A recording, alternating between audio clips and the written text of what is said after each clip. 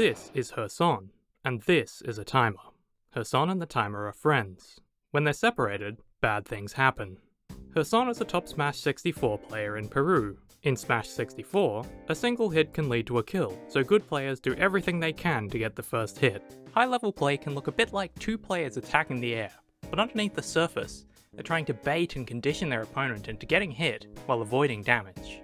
In 2014, SuperBoomfan, a top US player, visited Peru. In Smash 64, you can't add a timer and use lives at the same time. We'll come back to that. So the rule set back then in Peru was 4 stock, infinite time, Hirokazu.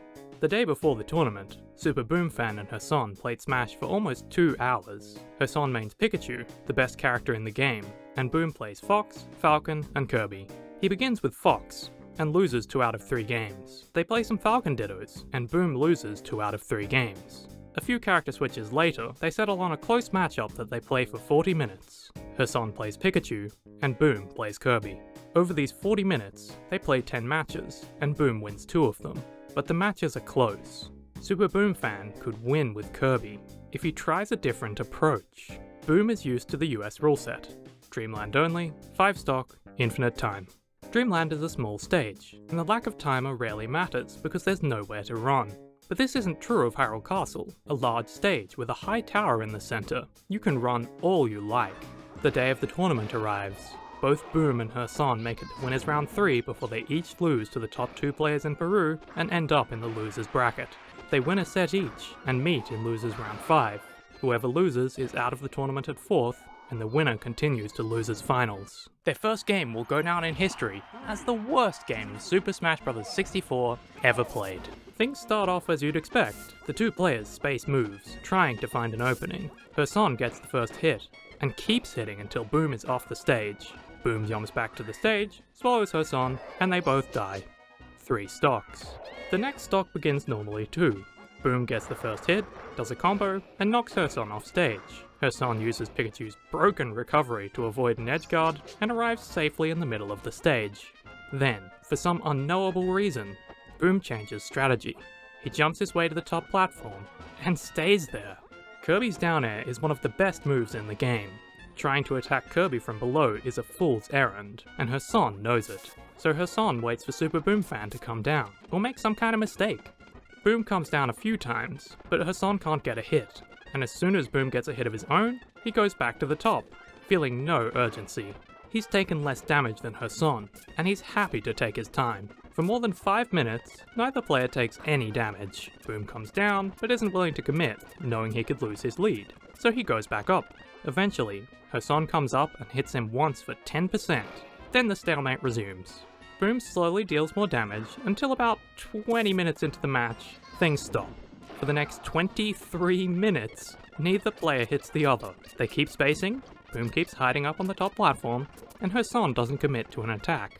It's hard to describe how long this is. I can't show you all of it even if I fast forward, because it'd be so fast it was impossible to comprehend. At some points, the 2 players just kinda stand there, spamming grab or up tilt, not even trying to approach. Most matches aren't like this. The match has become a complete farce. Finally, 43 minutes into a single match of Smash Bros, Herson goes up to challenge Boom and is immediately killed.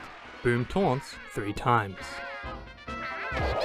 With this 42-minute stock over and done with, Herson only has 2 lives left. After 10 minutes of Boom sitting on the top platform and occasionally dealing damage, they're all gone. The match takes 52 minutes and 12 seconds in total. The day before, each of their Pikachu Kirby games had taken around 4 minutes each. This single one took more than 10 times longer. That's absurd! But my friends, this is a best out of 3 set. Boom has to win 1 more game. After match 2 is halted for some reason, they restart it. Boom again stands on the top platform while descending to do minor damage, and after 10 minutes, he wins the match and the set. It's easy to interpret this 53-minute match as a statement against the rule set. Hirokazu with no timer is easy to camp because of the shape and size of the stage. By the following year, some tournaments in Peru were using Dreamland instead, and Dreamland is the worldwide standard today. A few years after this, many tournaments modded Smash 64 to allow a timer during stock matches, and set the time to 8 minutes. SuperBoomfan vs Hirson 1 is worth remembering both because it's very funny, and because it says something interesting about the way games are designed. Smash 64 was designed with items and 4 players in mind, but you can customize the rules. Essentially, the competitive players were acting like game designers of their own version of the game. The rules of competition were intended to elicit a certain style of play. It's arguable exactly what kind of play should be valued in a competitive game, but by and large, it should let the better player win, be fun to play, and fun to watch. On Hirokazu with no timer, not engaging with the opponent is a pretty good strategy.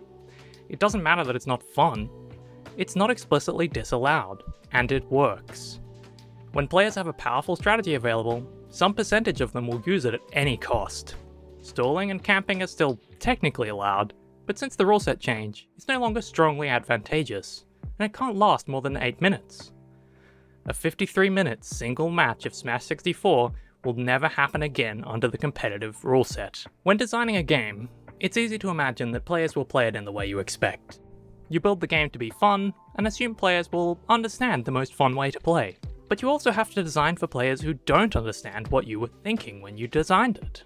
Players who intentionally play in ways counter to your goals, and in this case, play in ways that aren't fun to get an advantage. SuperBoomfan does not win the tournament. His next opponent is the player who knocked him into losers, Marco. Boom mixes camping the top platform in with regular gameplay, and gets a stock lead. He holds it until the final stock, which Marco evens out, and they play an incredibly tense 7-minute long last stock.